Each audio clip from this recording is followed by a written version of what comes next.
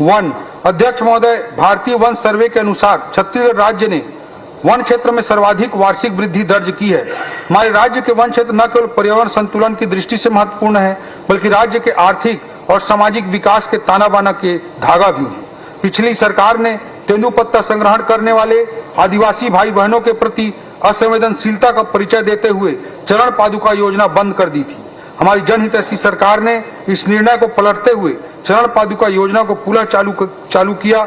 इसके लिए बजट में 50 करोड़ रुपए का प्रावधान रखा गया। हमारी सरकार ने सत्ता में आते ही हरा सोना के नाम से प्रसिद्ध तेंदुपत्ता के संग्रहण दर को 4,000 रुपए प्रति मानक बोरा से बढ़ाकर 5,500 रुपए प्रति मानक बोरा कर दिया। इसके लिए जो कमी होती है उसे पूरा करने के लिए 204 करोड़ रुपए का बजटीय प्रावधान इस बजट में किया गया है। राजमोहिनी देवी तेंदुपत्ता संग्राहक सामाजिक सुरक्षा योजना के संचालन हेतु 40 करोड़ रुपए का प्रावधान किया गया है। अध्यक्ष महोदय, अब मैं जनजातीय समुदायों के विकास पर चर्चा करूंगा। अध्यक्ष महोदय, आदिवासी समाज कला, संस्कृति, परंपरा में न केवल विविधता प्रदान करता है, बल्कि अनुभव एवं प्राकृतिक ज्ञान का भी एक अद्भुत भंडार है। राज्य के सामाजिक, आर्थिक एवं सांस्कृतिक विकास में सदियों से आदिवासी भाइयों का अविस्मरणीय योगदान रहा है। इस बजट के द्वारा हमने अपने जनजातीय समुदाय के विकास के लिए अनेक बजटीय प्रावधान किए हैं। जनजातीय क्षेत्रों में बुनियादी सुविधाओं और अधोसंरचना के विकास के लिए 221 करोड़ रुपए, धरती आबा जनजातीय ग्राम उत्कर्ष अभियान के लिए 30 करोड़ रुपए, प्रधानमंत्री जनजातीय उन्नत ग्राम अभियान योजना के अंतर्गत ऊर्जा विभाग को देने के लिए 50 करोड़ रुपए, पीएम जनमन के तहत विशेष पिछड़ी जनजाति समुदाय को सभी योजनाओं में सैचुरेट करने के लिए स्कूल शिक्षा विभाग की दृष्टि से 30 करोड़, ट्राइबल वेलफेयर विभाग की दृष्टि से 12 करोड़ और आवास निर्माण के लिए 300 करोड़ रुपए का प्रावधान रखा गया है। जिला बलरामपुर एवं राजनांदगांव में 500 सीटर प्रयास आवासीय विद्यालय की स्थापना हेतु 21 करोड़ 50 लाख रुपए का बजटीय प्रावधान किया गया है। अध्यक्ष महोदय, पिछले बजट में हमने 10 स्तंभों के रूप में एक स्तंभ बस्तर और सरगुजा की ओर देखो का भी जिक्र किया था। मैं बस्तर में किए जा रहे प्रयासों के संबंध में सदन के समक्ष आपके माध्यम से प्रस्तुत करना चाहूंगा।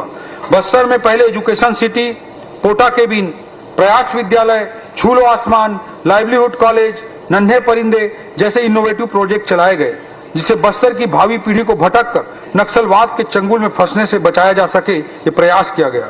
बस्तर की युवा गोली, बंदूक, लैंडमाइन की बात करने के बजाय इन परियोजनाओं के कारण कागज, कलम, नीट और आईटी की बात करने लगे। बस्तर नक्सलगढ़ के जगह पर शिक्षा का गढ़ बनने लगा। लेकिन दुर्भाग्य की बात है अध्यक्ष महोदय कि अभी भी बाहर नक्सली परसेप्शन से हम बस्तर को बाहर नहीं निकाल पाए हैं। इस नकारात्मक परसेप्शन को तोड़ने के लिए हमें कड़ी मेहनत करनी होगी। भारत के सम्माननीय गृह मंत्री श्री अमित शाह जी के कुशल नेतृत्व में मार्च 2026 तक देश को नक्सलवाद से मुक्ति दिलाने का लक्ष्य रखा गया है।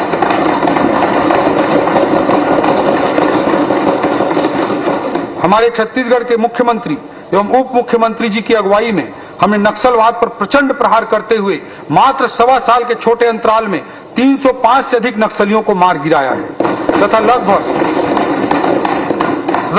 1000 नक्सलियों को आत्मसमर्पण करा के मुख्य धारा से जोड़ने का काम किया है।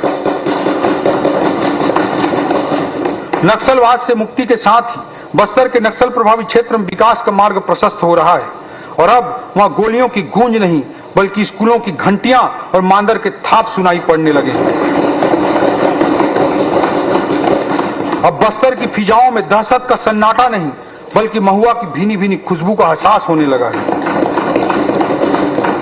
आज जहां कोंटा ब्लॉक के पुअर्ती जैसे गांव जो माओवादी हिंसा के केंद्र बिंदु थे, वहां पर पहली बार लोगों ने पंचायत चुनाव में बढ़ चढ़कर हिस्सा लिया और लोकतंत्र पर अपना भरोसा जताया है। इस वर्ष बस्तर ओलंपिक का आयोजन किया गया जिसमें 1,65,000 लोगों ने हिस्सा लिया। इसमें 300 से अधिक ऐसे खिलाड़ी थे जो आत्मसमर्पित नक्सली थे। इस नए वित्तीय वर्ष में बस्तर ओलंपिक के आयोजन के लिए भी बजट का प्रावधान किया गया है। बस्तर के जनमानस में स्वस्थ, सकारात्मक एवं सृजनात्मक भावना उत्पन्न करने के लिए जगह जगह पर योग शिविर का आयोजन किया जाएगा। इसके लिए भी इस बजट में 2 करोड़ रुपए का बजटीय प्रावधान किया गया है। अध्यक्ष महोदय, बस्तर पर्व, त्योहार, मेला मड़ाई